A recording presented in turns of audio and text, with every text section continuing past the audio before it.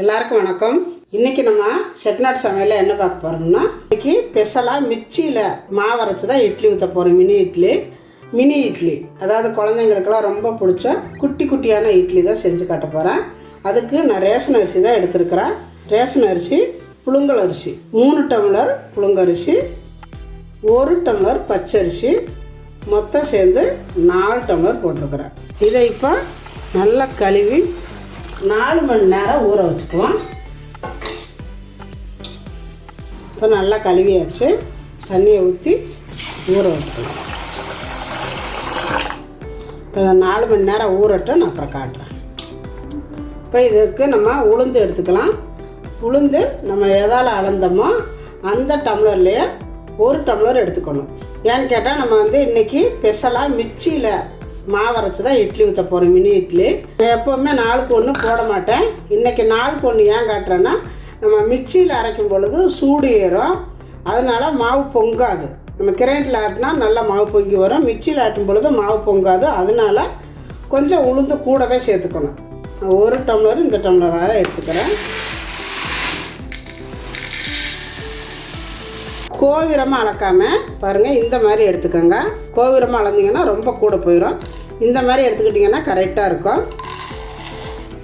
இருக்கட்டும். இதுக்கு வெந்தயம் பார்த்திங்கன்னா 1/2 ஸ்பூனு தான் எடுத்துருக்கிறேன்.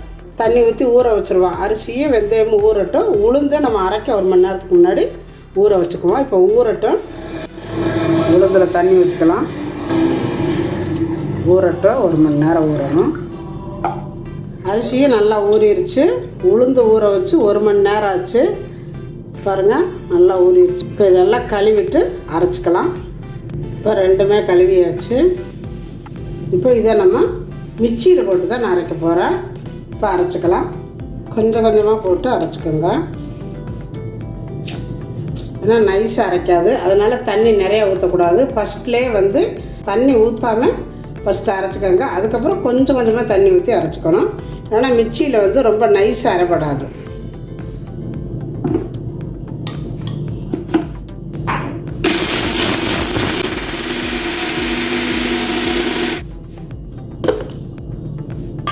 பாருங்கள், இந்த மாதிரி நைஸாக அரைச்சிக்கணும். நான் எடுத்து காட்டுறேன். நீங்கள் தண்ணி ரொம்ப ஊற்றாமல் அரைச்சிங்கன்னா தான் இந்த மாதிரி வரும், நம்மளுக்கு கெட்டியாக அரைவிடும். இல்லைன்னா மாவு குறப்பாக இருக்கும், அரைவிடாது. இப்போ அதில் லைட்டாக தண்ணி ஊற்றிக்கலாம். கொஞ்சம் கொஞ்சமாக தண்ணி ஊற்றிக்கோங்க. நிறையா ஊற்றுனீங்கன்னா அரைவிடாது. லைட்டாக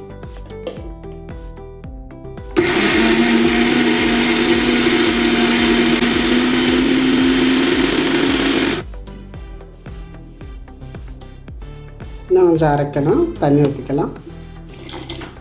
இப்போ கொஞ்சம் கூட ஊற்றிக்கலாம். லாஸ்ட்டாக ஊற்றுற தண்ணி.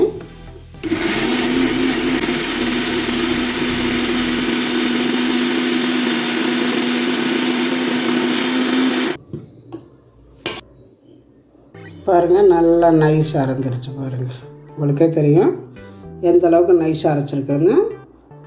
குருணையே இல்லாமல் நைஸாக நம்ம கிரைண்டில் அரைச்சா எப்படி அரைப்போமோ அதே மாதிரி அரைச்சிருக்குது. இதே மாதிரி ஃபஸ்ட்டில் நம்ம தண்ணி ஊற்றாமல் வெறும் அரிசியை போட்டு நல்லா அடிச்சிங்கன்னா நல்லா பவுடராக அரைஞ்சிரும். அதுக்கப்புறம் லைட்டாக தண்ணி ஊற்றி ஒரு அரைங்க. அதுக்கப்புறம் லாஸ்ட்டாக கொஞ்சம் கூட ஊற்றி அரைச்சிங்கன்னா இந்த மாதிரி ஈஸியாக அரைச்சிடலாம். நல்லா நைஸாகவும் அரைவிடும். நம்ம கிரைண்டில் அரைச்சா எப்படி இருக்குமோ அதே மாதிரியே அரைப்பட்டுருக்குது. இப்போ இதை வேறு பவுலுக்கு மாற்றிட்டு இதே மாதிரியே நான் எல்லாம் அரைச்சிட்டு உங்கள்கிட்ட காட்டுறேன். நான் அம்மா மிக்சியில் தான் அரைக்கிறேன். பாருங்க, இது அம்மாவோட மிக்சி தான். இது அம்மாவோட மிக்சியோட ஷேர் தான். நிறைய பேர் கேட்பீங்க, நீங்கள் எந்த மிக்சியில் அரைக்கிறீங்க, எந்த கிரைண்டரில் அரைக்கிறீங்க, உங்களுக்கு மட்டும் எப்படி இட்லி நல்லா வருதுன்னு.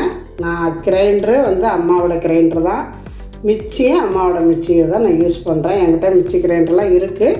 இருந்தாலும் சரி, இது ஏன் வேஸ்ட்டாக போகுது, நல்லா தானே இருக்குன்னு அதிலே நான் அரைச்சிக்கிறேன்.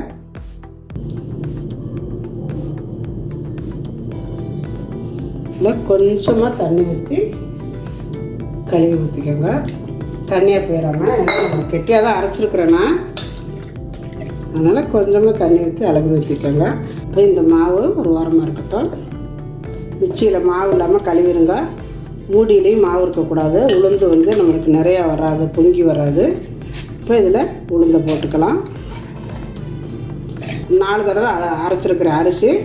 உளுந்து 2 அரவைக்கு வரும். இந்த அளவுக்கு தான் நான் போட்டிருக்கிறேன்.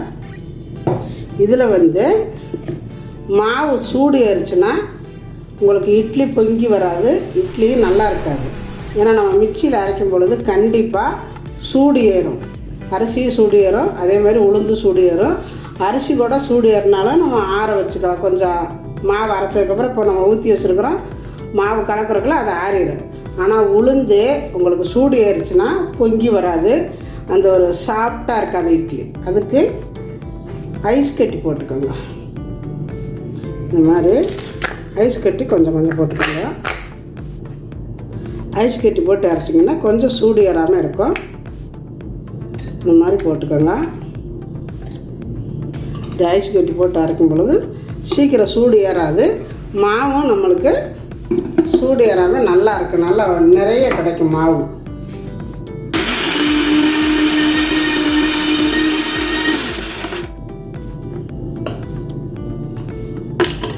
பாருங்கள், நல்லா வந்து கூலிங்காக இருக்குது, சூடே ஏறலை பாருங்கள். இந்த மாதிரி இருந்தால் தான் நம்மளுக்கு வந்து இட்லி சீக்கிரம் நல்லா பொங்கி வரும், நல்லாவும் இருக்கும். கொஞ்சம் தண்ணி விட்டுக்கலாம், கொஞ்சம் கொஞ்சமாக தண்ணி விட்டுக்கோங்க.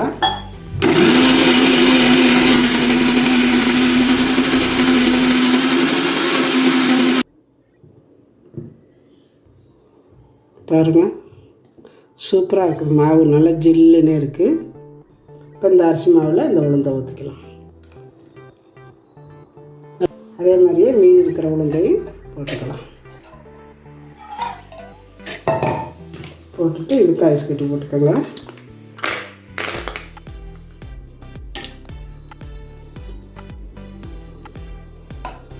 மிக்சியில் அரைக்கும் பொழுது மாவு காணாது, நம்ம கிரைண்டில் அரைக்கிற மாதிரி எப்படி இருந்தாலும் இதில் வந்து மாவு நிறைய பொங்கி அந்த பந்து மாதிரி வராது. அதனால் கொஞ்சம் மிக்சியில் அரைச்சிங்கன்னா உளுந்து கூடவே போட்டுக்கோங்க. அதனால தான் நான் வந்து 4க்கு 1 போட்டிருக்கிறேன். அதாவது 3 டம்ளர் புழுங்கல் அரிசி ரேஷன் அரிசி, 1 டம்ளர் பச்சரிசி அதுவும் ரேஷன் அரிசி தான் போட்டிருக்கிறேன், 1 டம்ளர் உளுந்து போட்டிருக்கிறேன். இப்போ இதில் தேவையான அளவு சால்ட்டு போடுறேன், போட்டு கலக்கி வச்சிடலாம். தண்ணி மட்டும் நிறையா சேர்த்துக்காதீங்க, நல்லா கெட்டியாகவே அரைச்சிக்கோங்க. நான் கொஞ்சம் தண்ணி கூட ஊற்றிட்டேன், எப்படி வருதுன்னு தெரியல. நல்லா கலக்கிடுங்க. கலக்கிட்டு அப்படியே மூடி வச்சுட்டு காலையில் இட்லி ஊற்றிக்கோங்க. நான் கொஞ்சம் களி ஊற்றாமல் இருந்திருக்கணும், ஊற்றிட்டேன். கொஞ்சம் தண்ணியாக இருக்குது மாவு, பார்க்கலாம் காலையில் எப்படி இருக்குதுன்னு. இப்போ இது பொங்கி சீக்கிரம் வந்துடும். வேறு பாத்திரத்தில் தூக்கி மாற்றிக்கலாம். இந்த பாத்திரத்தில் மாற்றிக்கலாம்.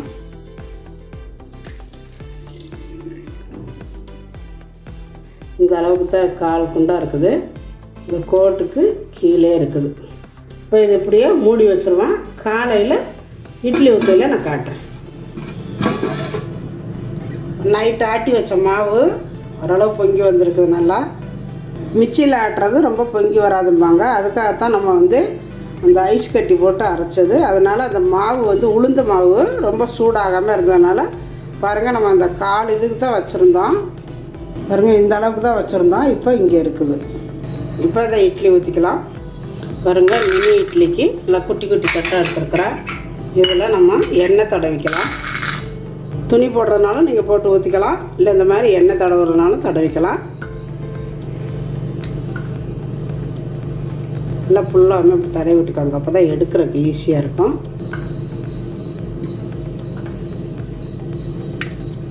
இதில் இட்லியை ஊற்றிக்கலாம். மாவை ரொம்ப வந்து கலக்கவே வேண்டாம், நான் எப்போவும் சொல்கிற மாதிரி தான். நல்ல ஒரு ஸ்பூன் எடுத்துக்கோங்க, எடுத்துகிட்டு கலக்காமல் இந்த மாதிரி எடுத்து வைங்க, கரெக்டாக இருக்கும். ஸ்பூனில் எடுத்து வச்சிங்கன்னா கரெக்டாக ஒரு குளிக்க கரெக்டாக இருக்கும்.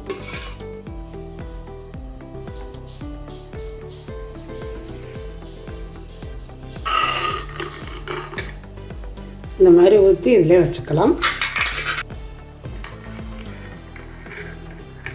இப்போ தண்ணி காஞ்சிட்ருக்குது, இட்லி ஊற்றி வச்சு எடுத்து வச்சுக்கலாம்.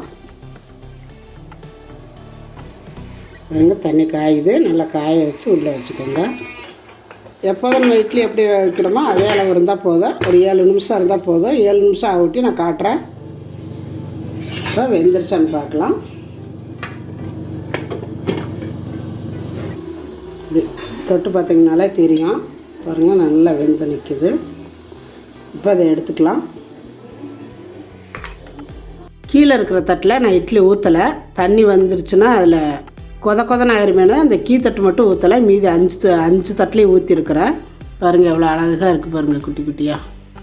பாருங்கள் நல்லா எப்படி வந்திருக்கு உப்பி. நல்லா ஆற வச்சு எடுத்தால் தான் அந்த இட்லி ஒட்டாமல் வரும். இது ஆற வச்சுக்கலாம். நல்லா குட்டி குட்டியாக எவ்வளோ அழகாக இருக்குது பாருங்கள். இட்லி நல்லா இருக்குது, செமையாக இருக்குது. இது கரெக்டாக ஊற்றுனேன், அதனால் கரெக்டாக இருக்குது. இதில் மாவு கொஞ்சம் நிறையாவே வச்சு எப்படி வருதுன்னு பார்க்கலாங்கிறக்காண்டி, அதனால் இது நல்லா பொல்லுன்னு வந்திருக்கு. நம்ம இட்லி எடுத்துக்கலாம்.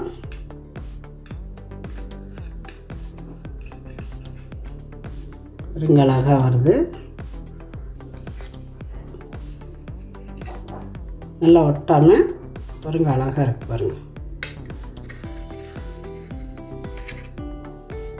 நல்லா நம்ம மிக்சியில் ஆட்டி சுட்ட இட்லி நல்லா சாப்பிட்டா சூப்பராக இருக்குது பாருங்கள்.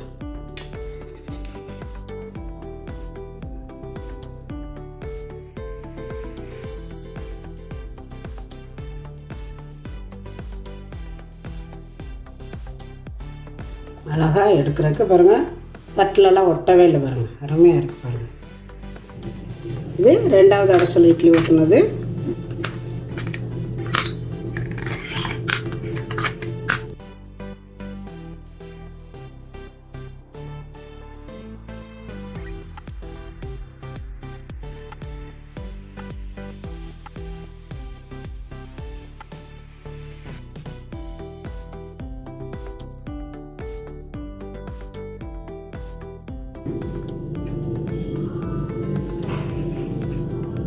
பாருங்க, எல்லாமே கரெக்டாக நல்லா தான் இருக்குது.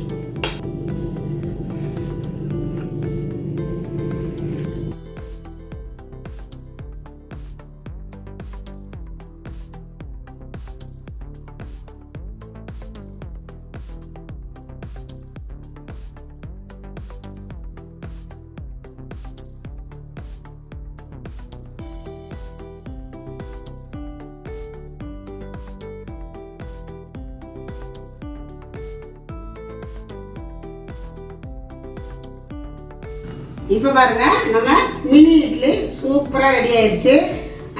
மிக்சியிலே அரைச்சி ஊற்றுறது எப்படி அப்படிங்கிறத நான் சொல்லியிருக்கிறேன். ரொம்ப ஈஸியான வேலை. இதை வந்து கொஞ்சமாக ஊற வச்சு மிக்சியில் போட்டு அரைச்சி இந்த மாதிரியெல்லாம் நம்ம செஞ்சு கொடுக்கும்பொழுது குழந்தைங்களாம் ரொம்ப விரும்பி சாப்பிடுவாங்க. நம்ம வந்து ஒரு இட்லியை கொடுத்துட்டு சாப்பிடுங்கிறத விட இந்த மாதிரி செஞ்சு கொடுத்தோம்னா அந்த ஒரு இட்லி மாதிரி பெரிய இட்லியை நம்ம ஊற்றி கொடுத்தா அந்த ஒரு இட்லி எவ்வளோ சாப்பிடுவாங்களோ அதையை விட 4 மடங்கு சாப்பிடுவாங்க. நல்லாவும் இருக்கும். பாருங்கள், நாங்கள் காட்டுறவங்கக்கிட்ட எடுத்து மிக்சியில் அரைச்ச இட்லி எவ்வளோ சாஃப்டாக இருக்குன்னு பாருங்கள். இங்கே பாருங்கள், வாவ், அழகாக இருக்குது பாருங்கள். எப்படி பல்லுன்னு நல்லா இருக்கு பாருங்க, அந்த பந்து மாதிரி. இங்கே பாருங்க, கையிலலாம் ஒட்டலை. நான் உங்ககிட்ட அரிசி ஊற வச்சதையும் காட்டினி, அரைச்சதையும் காட்டினி, எந்த மேட்சிக்கும் பண்ணலை. நீங்கள் நிறைய வாட்டி சொல்லியிருக்கிறீங்க, உங்களுக்கு தான் அப்படி வருது, எங்களுக்கெல்லாம் வருது இல்லைன்னு. நான் அரைச்ச மாதிரியே நீங்கள் அரைச்சி பாருங்கள், மேட்சிக்கெல்லாம் இது ஒன்றுமே இல்லை. பிச்சு காட்டுறேன் பாருங்கள். ரேஷன் அரிசியில் மிக்சியிலே அரைச்சி சுட்ட இட்லி, மினி இட்லி எவ்வளோ அருமையாக இருக்குது பாருங்கள். ரொம்ப நல்லா இருக்கு, ரொம்ப நல்லா வந்துருக்கு பாருங்கள். அழகாக 5 நிமிஷம் மாதிரி வந்திருக்குது. மிக்சியில் அரைச்ச மாவு மாதிரியே இல்லை, நம்ம எப்போவுமே அரைக்கிற மாதிரி தான் இருக்குது. 2வது வந்து நான் எப்போவுமே உங்கள்கிட்ட சொல்லியிருக்கிறேன், ரேஷன் அரிசிக்கு நான் வந்து 8க்கு 1 தான் போடுவேன்.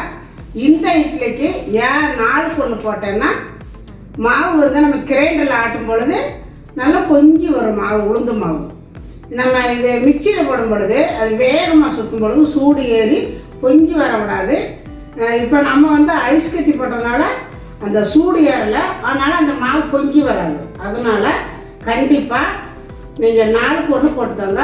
போட்டுட்டு நான் அரைச்ச மாதிரி ஃபஸ்ட்டில் வந்து நீங்கள் அரிசி அரைக்கும் பொழுது மெயினாக நீங்கள் வந்து செய்ய வேண்டிய வேலை, தண்ணி ஊற்றாமல் வெறும் அரிசியை போட்டு நல்லா அடிச்சுக்கோங்க.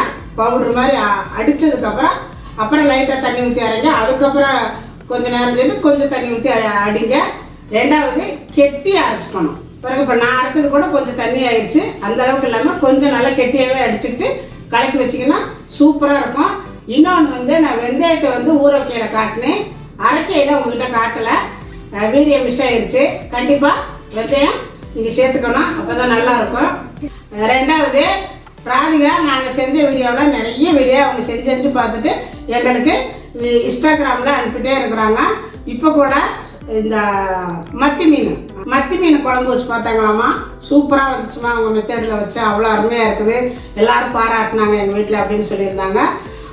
மத்தி மீன் வறுத்து பார்த்தாங்களாமா நான் செஞ்ச மாதிரி, அதுவும் நல்லா இருக்குமான்னு சொன்னாங்க.